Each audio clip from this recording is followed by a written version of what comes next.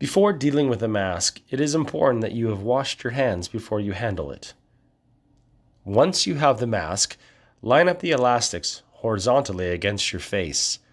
The loops go around the lower neck and the back of your head.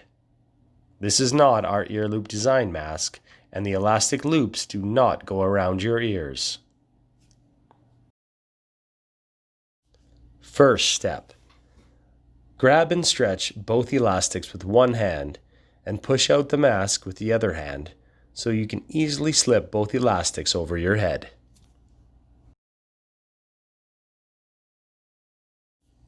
The top elastic band should be positioned high at the back of the head, and the other should be around the base of the neck.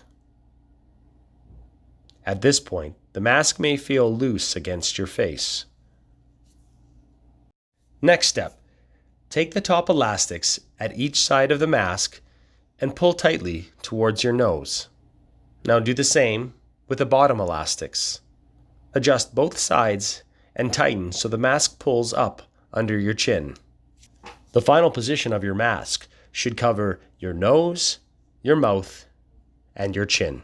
In some cases, you may need to loop knot the elastic on the top of the head if you feel that it is too loose after adjusting the mask.